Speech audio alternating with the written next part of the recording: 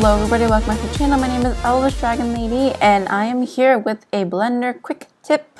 Well, not quick tip, but I don't know what you can call it whatever you want. But this is going to be a little tutorial on how to get some better lighting for your renders. Now here I have a render of this guy here. He's just chilling there with pizza. And you notice that it's very dark. It's not very well lit, and this is without having any sorts of lighting. And on this video, I'm going to show you how to turn this into this. So without further ado, let's get started. Alright, so now that closes out. So here is our Blender file. We have our guy here. We've got the camera set up and everything. And I also have screencast turned on so you can see what keys I'm clicking if I forget to mention it. Alright, so first off, let's start off with our settings.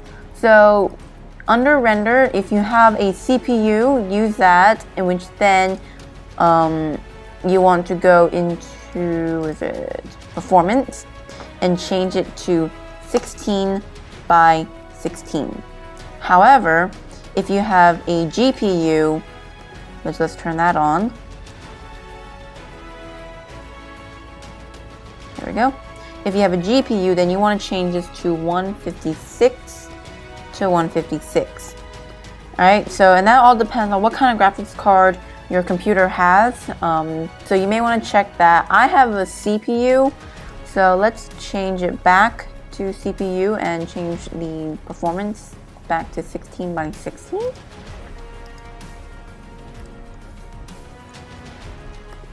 And there we go. Secondly, we want to go into light. Nope, not light paths. Where is it? We want to go into sampling and click the second thing that says clamp here. It is supposed to say the clamp in. There we go. So we have clamp direct and clamp indirect. You want to turn clamp indirect to 1 because if you render it, some shadows will have like these weird yellow specks, which I like to call them fireflies or just fireballs. So you want to turn that on to turn it up to 1. That will help get rid of that. Alright, so you can turn that off. The dimensions doesn't matter. Alright, I think that's pretty much it. You can also go into the scene tab where you can set your samples. So far, I'll just leave it at 0 for now. But that helps detect that the samples determine how much noise is going to be in the render. Meaning like how many little grains or pixels will be visible in shadows. So, but right now we'll leave that at 0. We'll go into here. There is something here called Simplify. By default, it's toggled off. I always turn it on because that helps with the rendering time a little bit. So you might want to turn that on if you have trouble rendering. And now let's hop into where all the important things happen. Okay, so right now we don't have any settings for the lighting here. Ambient occlusion is turned off. There's nothing fancy. And if we render this out, rendering might take a long time, so I'll have to speed it up. Oh, never mind, it's going pretty fast now. But you can already see it's really, really dark. See, the grass here is not being shown. I have it set on 0 samples right now, so I apologize for any grainy shadows. But you can see it's not very well lit. You can't really. It just doesn't look appealing, I guess you could say. And we can already see that as it's rendering out. So we can just let it finish.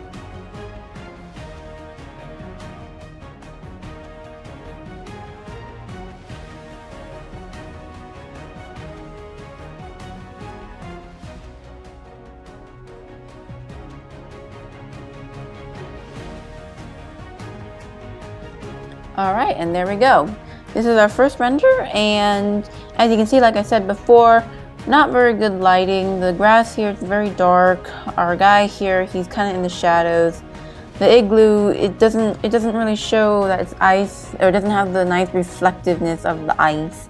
So let's start with some things here. Let's get rid of that. Let's get rid of that. Get rid of that. All right, so we want to turn on ambient occlusions. What this does is basically throws light around. It will light up the scene a lot.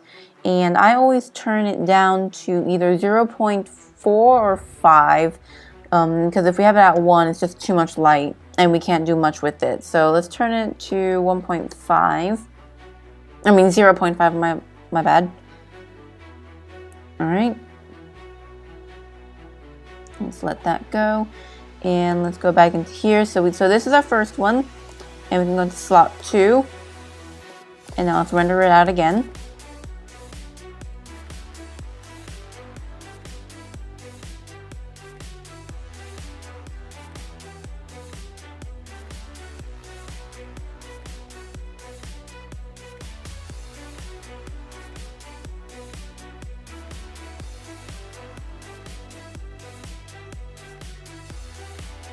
Okay, so now you can see here we have some ambient occlusion. You can see from it added a lot more light. The igloo is more lighted. We can see our character here. It's a lot better. And we go between slot 1 and slot 2. You can see there's already a huge difference. So now we could technically leave it there, but we can always make it better. There's always that. So let's first off start with the vegetation here.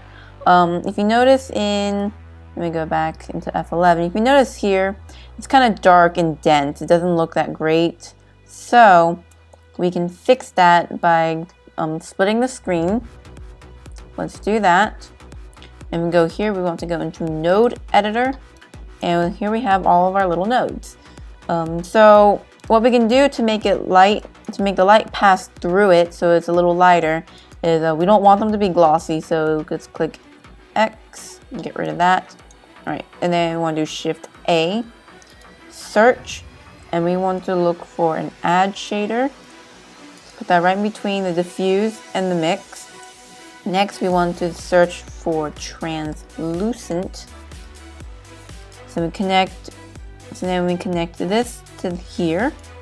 And it's gonna go crazy here, don't worry, that's because we need to connect the color here. And there we go. And it will look in the viewport a little lighter already. But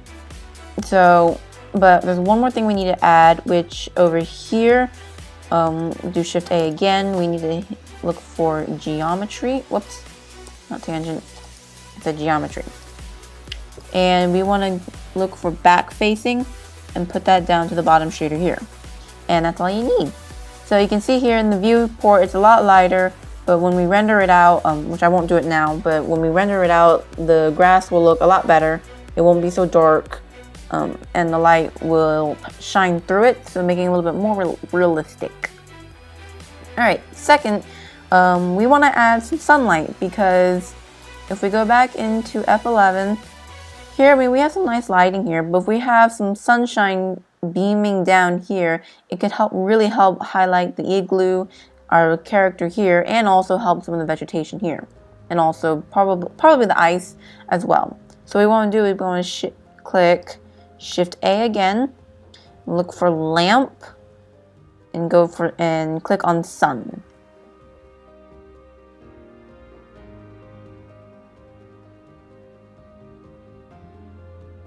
There we go.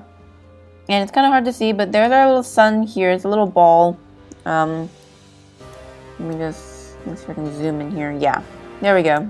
So that's our sunlight here.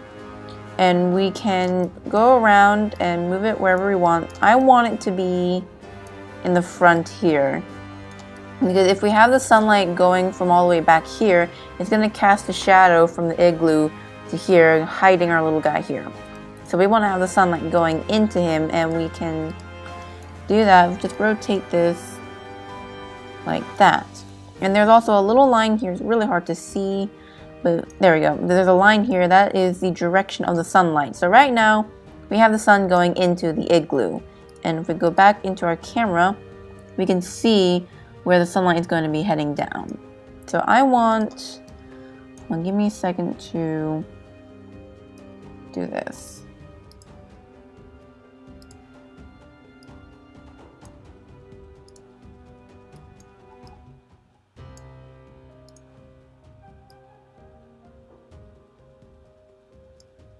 Okay, there we go. So now to get the sunlight to a color or the amount of emissions we want to go up to this tab here. We have all the little tabs, and we want to click on the one that says sun. And here we can change the color, so we can have it like a nice warm yellow. Give it a second for it to get the color. There we go. You can have a nice warm yellow. Let's leave it at that. I think that's good. Then we can change the emissions here from 1 till however much you want. However, for this scene, I would say probably 1.5 to 2 would be okay.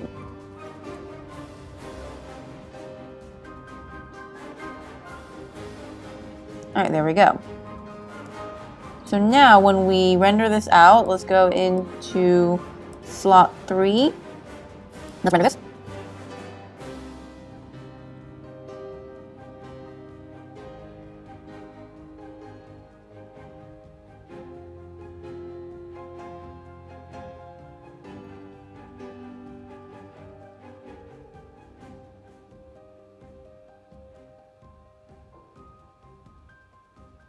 Alright, so here we have now some ambient occlusion, some sunlight, and the translucent plants, and there doesn't seem to be much of a difference, but if we hop between slot 2, slot 3, you can see there's definitely a difference, and see the ice here is a lot more, it's, I wouldn't say clear, but it is the lines here, there's more shadows. Also, our guy here is nicely lit. The vegetation looks great.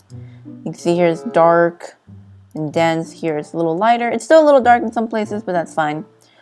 All right, so next, let's add something I like to call some mist, and something else that I know BPS calls it boosh, and you'll see why it's called boosh in a bit. But first, let's add some mist. Now, to do this, we need to go into the render layer scene, the scene tab, go under passes, and here we have a little mist thing. So you want to click that. And right now, there is no immediate difference. That's because we can't simply just get mist by turning this on and off. What we have to do is we have to go into compositing, click use nodes, backdrop, and here, if we press Control Shift left click, here now we have our render file. Now, I have a pretty small screen, so you can zoom in and out of this as you'd like. I like going around here so I can see everything.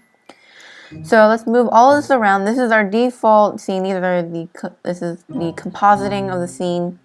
And what we want to do in order to get the mist here to work, we click Shift A, search. You want a mix shader and put that between image and composite. And then what we want to do is we want to drag the mist here and put that into factor. And if we Control Shift left click the mix, nothing happened. Hold on.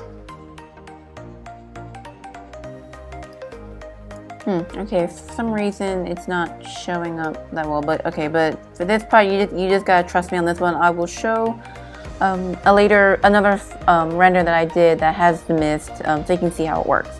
But for this one, you just gotta trust me on this. So once you connect the mist into factor here, you want to click Shift A again.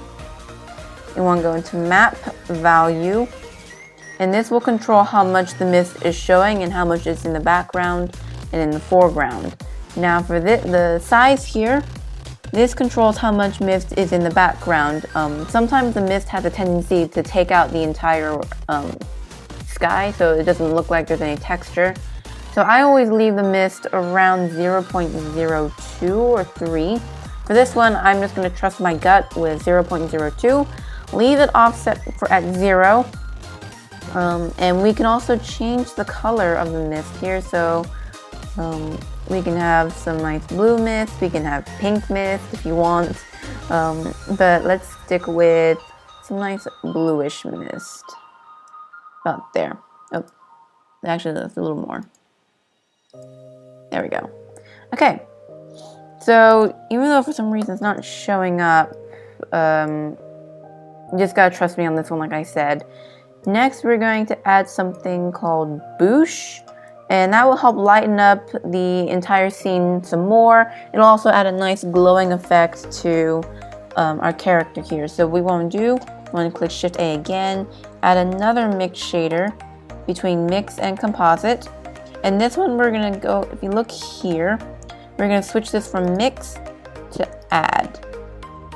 Okay, and then up here we're going to shift A and look for color correction. It's a pretty big node, don't worry. And then we also want to get, let's shift this all over here. And then we also want to search for some blur. And let's drop that right there. So you want to connect this mix node here into image, right? And let's connect image into the color here. And then what we want to do for the settings here, let's see if this works. If we do Control Shift color correction, you should be able to see what this is saying. Alright, so let's change the contrast to 0.75. Oh, there we go. And let's change the gain, the midtones to 0.8. Let's change shadows to 0.1. So here what we're seeing here is all the light spots here. So everything that will be brightened is the light spots here. The dark stuff are the darkest parts of the render. And over here we want to change the blur. If we Control Shift the blur, we should be able to see what the blur sees. We can make this as blurry as you want, but be aware the more blurrier it is, the more boosh there's going to be. So you can see it's quite blurry now. I always leave it around 5 to 8. Actually, for this one, I'm gonna go down to 3.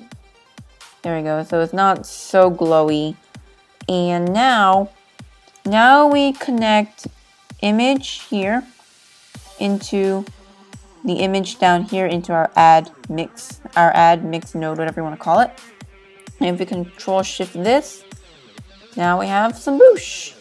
And we can control how much boosh there is with using the factor here. So right now it's set at 1, so it's pretty light.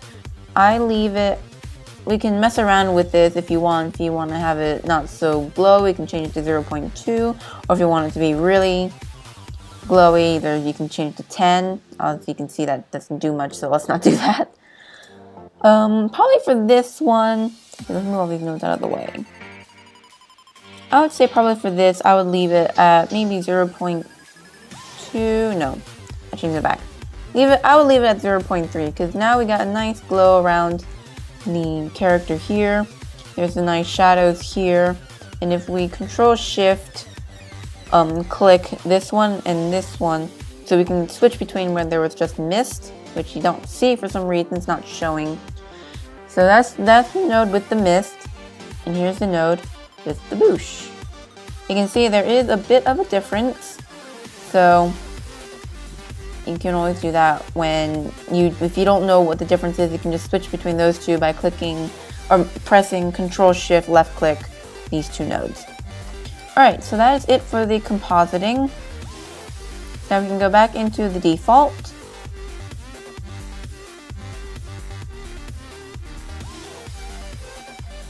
There we go, and now we can increase our samples to, I would say probably around 90. You can also do more if you want, but that will also affect your render time. Be aware of that.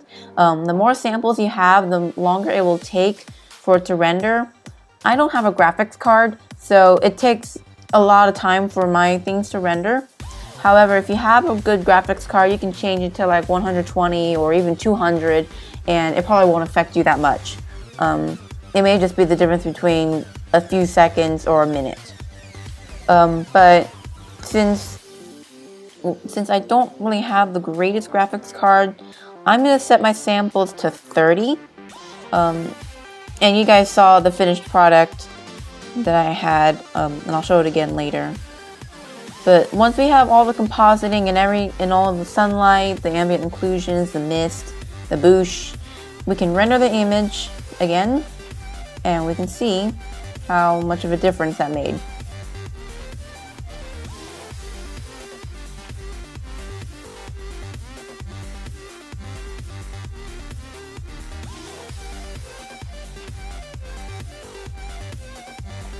Alright, and there we go. We have ourselves a render. And we can go back to slot 1. You can see, so this is when we had 0 settings, no compositing, nothing. So we have slot 1, and then we added ambient occlusions. we add some sunlight and translucency.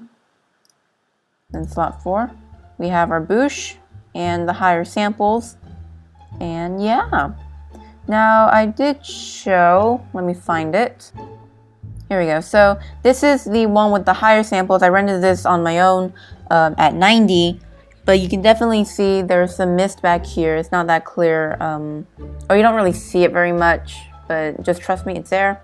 You can see that there's not so many grains down here.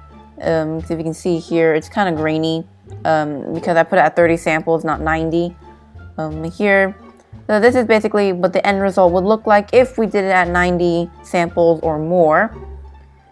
So that is pretty much the basics of lighting for your renders. Now I do have some more I will show you, where I have more examples with the mist, and I experimented with some other things, so give me a second to pull those up. Okay, so here you can see this is one of my renders that I did. This is like my third render I think I made, when I was just goofing around with a whole bunch of settings and things. So you can definitely see here that there is some mist here. You see it's not very clear. I also changed the mist to be a little reddish to match the sky. You can see the bush. I always like adding bush. I just like using it. You can definitely see whether the swords are a little brighter than the regular default Minecraft sword. I believe I have not that one. This one. This one you can definitely see where the bush came in handy, especially for the flower here. The Ender Dragon eyes are a little illuminated because of the bush, thanks to that. And definitely here you can see the effects of the mist, where I increased the amounts of mist and had it a nice purpley to make it more mystical. Ha ha ha. And here we have the render that I made for the Fantasy Space Studio with all 20 of our members. There's a little bit of mist in here. Now remember, you don't have to have the mist. I just like using it. It adds a little more of an atmosphere. If you were probably on a clear day like this, it was actually not that clear, but if you're on a clearer day, you probably wouldn't need to use the mist. But for this one, I like using it. Add some more atmosphere into the trees. And you can see here, there's some sunlight going across here. The characters, it's definitely hitting this guy, me, and a few other people. And there's also some translucency in here. If I can zoom in. There we go. So you can see, in the Minecraft trees, it's like you look at one block and you don't really see the rest. So you can see here in the trees, you can kind of see the tree trunks here. So, and that's what we normally have in Minecraft. Now, if we had it in Blender without the use of the translucency back-facing trick that I just showed, whoops, then we wouldn't have been able to see that, and the trees would have looked really dark and dense. So then you can see here they look pretty nice. The light's going through, especially for this one here. You can definitely see the leaves. So that looks a lot better. So anyways, thank you guys for watching. I hope you enjoyed this little quick tip. I know it might seem a little long. I will have to edit the render, or the time for rendering. I'll just speed that up. But I hope you guys enjoyed this video. If you did, please leave a like. Subscribe if you're new, and I will see you guys in the next video. Goodbye!